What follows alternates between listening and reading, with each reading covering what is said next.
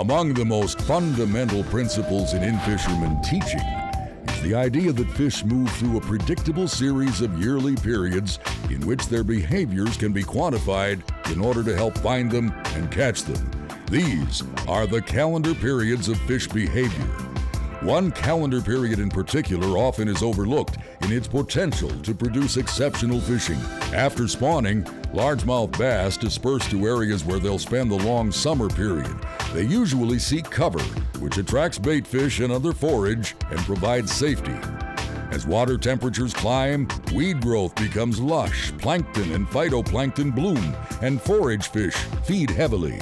Meanwhile, crayfish also have finished spawning and are dispersing to summer habitat. About a month after the bass spawn, we enter the summer peak period, one of the best fishing periods of the year. I love it. And this is prime time, one of the more overlooked periods during the year. We call it the summer peak period, and we're going to talk about that as we go on here. We're started. Beautiful fish. We got a beautiful day going, and this is just prime time. It's one of those overlooked periods for big fish.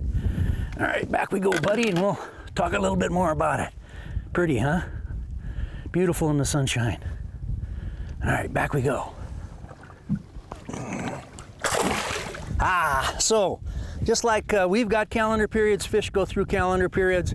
The thing that we're doing here is the fish have come off the spawn, so then you get a short post-spawn period, and then they start to push in. The water temperature shoots up. There's a lot of bait fish gathering along edges for the most part. Wherever there's cover, there's going to be largemouth bass in these lakes that we've got are up here. So this happens all very quickly in the North Country. You get a spawn typically within a week, then you get maybe a 3-4 days to a week of post-spawn, and then you start to get into this really hot period called the summer peak period. The fish go on the feed. They're interested in catching up after the spawn, and then they're going to push into patterns where they're going to spend the entire summer for the most part.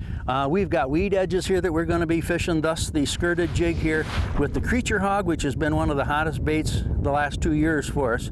Big bass bait for sure. So people think that the skirted jig a lot of times is a cold water presentation, but it's not true. It's the best big bass lure of all time in my opinion, and it works all season long.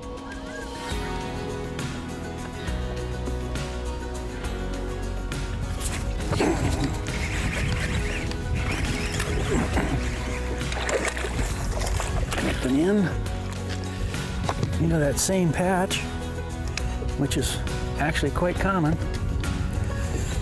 And again, it's all a matter of lure choices, all a matter of habitat. That's not a big one, but not bad. Lots of fun, that's for sure. Back we go quick. And there might be another one in this little patch here yet. So the big thing about the max scent products, the power bait max scent products, is that they're not just taste infused, they're also giving off a scent trail. So they attract and trigger fish, and then of course once fish bite the power bait, they don't let go. Been a really hot product for us the last 2 years. In fact, probably I guess you'd have to say my #1 big bass lure in combination with the skirted jig.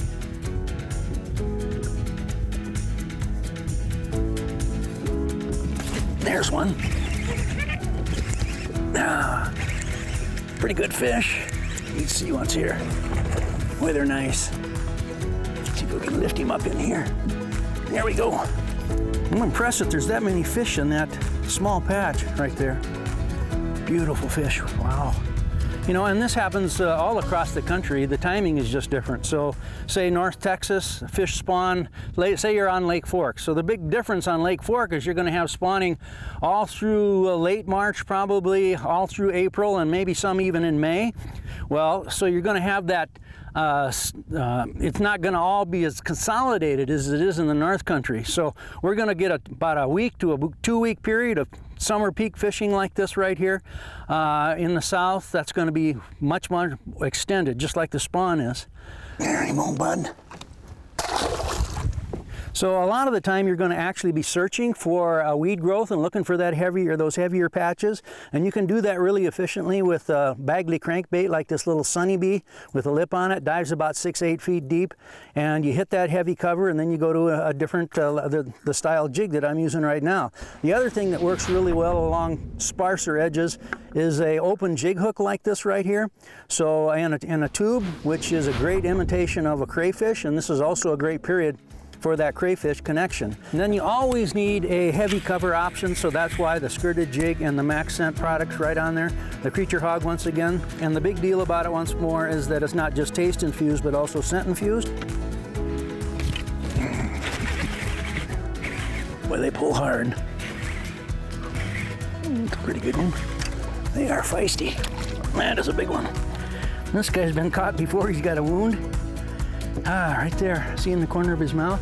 That jig has been doing the job today, but then they've tucked into really heavy cover. We've got, of course, bright sunshine, almost no wind, so it's a combination of the conditions that makes your lure choice, you know. So that skirted jig and that Creature Hog been doing the job for sure. Summer peak period, one of the more overlooked great periods during the year for fishing. You might think of it as a perfect storm of environmental coincidences coming together to cause great fishing. So water temperature shooting up, the fish have been spawned out for like 3 weeks, they're hungry, there's lots of bait fish around, warm water, big metabolism going on. It's lots of fun and some great fishing. This segment brought to you by Eagle Claw Trocar.